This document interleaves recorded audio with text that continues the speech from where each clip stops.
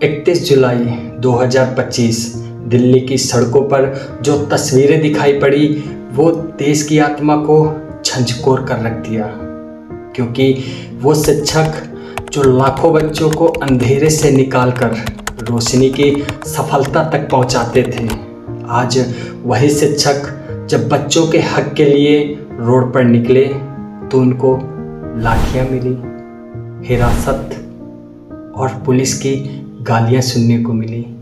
दिल्ली की सड़कों पर एसएससी स्टूडेंट शिक्षक अपने हक के लिए आंदोलन कर रहे थे। उनका नारा था, हमें हमारा हक चाहिए, लेकिन जवाब मिला लाठियों के जख्मों से। मां समान टीचर पर हाथ उठाना, क्या ये है नए भारत का न्याय? तमाम टीचर, नीतू मैम, अभिनव शर्मा, आदित्य रंजन, इनकी जब तस्वीरें सामने आईं तो परेशान कर देने वाली थी। परेशान इसलिए क्योंकि गुरु अपने बच्चों के हक के लिए सामने आए थे, लेकिन वो गुरु जब अपने बच्चों के हक के लिए बात करने आए थे तो पुलिस की बदसलूकी के कारण एक टीचर का वहीं पर हाथ टूटा दिखाई पड़ा। अब सवाल ये उठता है कि क्या यही वो भारत की कल्पना हमने की थी, जहां गुरु को सजा मिलती है क्योंकि वो अपने बच्चों के हक के लिए आवाज़ उठाता है? सच कहें तो ये घाव उन टीचरों के नहीं हैं, ये घाव उन बच्चों के हैं जो नौकरी की उम्मीद लगाए बैठे थे।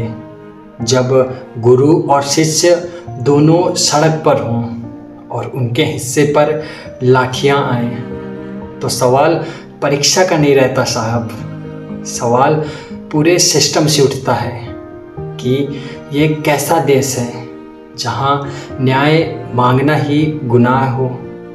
जब शिक्षक और छात्र दोनों अपने हक के लिए लड़ाई करते हैं तब लड़ाई सिर्फ उनकी नहीं होती, ये लड़ाई पूरे समाज की होती है।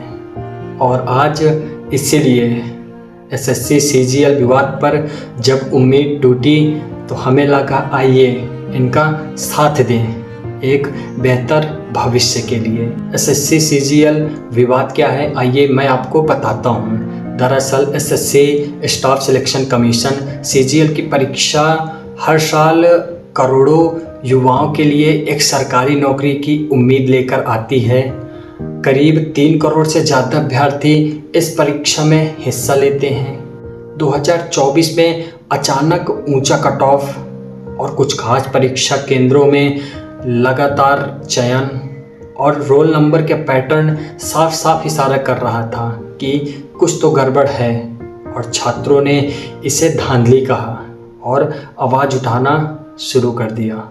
2025 में हालात और बिगड़े, परीक्षाओं का बार बार रद्द होना, परीक्षा केंद्रों में छात्रों के साथ बदसलूकी और तकनीकी खामियों ने आंदोलन को और भड़का दिया। हजारों अभ्यर्थियों का दिल्ली चलो आंदोलन में दिल्ली के कई जगह आंदोलन करने पहुँचे, न्याय की मांग करने पहुँचे।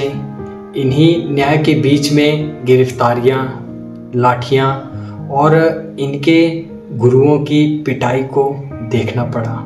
जो शिक्षक अपने छात्रों को देश के निर्माण की राह दिखा रहे थे, आज वही शिक्षक लहूलुहान थे। एक शिक्षक ने पुलिस वाले से पूछा कि आप सवालों से इतना डरते क्यों हैं? पुलिस वाले ने कहा, वर्दी पहनोगे समझ आ जाएगा। शिक्षक ने कहा, वर्दी पहनी थी, उतार दी।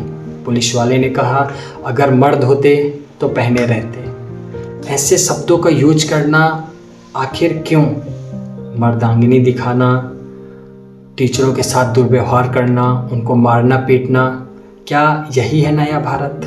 अभ्यर्थियों ने अपनी मांगे स्पष्ट की। पहला, इक्विटी पर प्रतिबंध।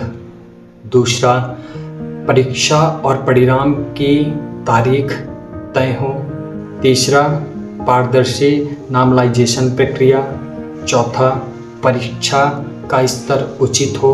पांचवा, नियुक्ति में तेजी। छठा, वेटिंग लिस्ट। सातवां, परीक्षा केंद्रों की सुगमता।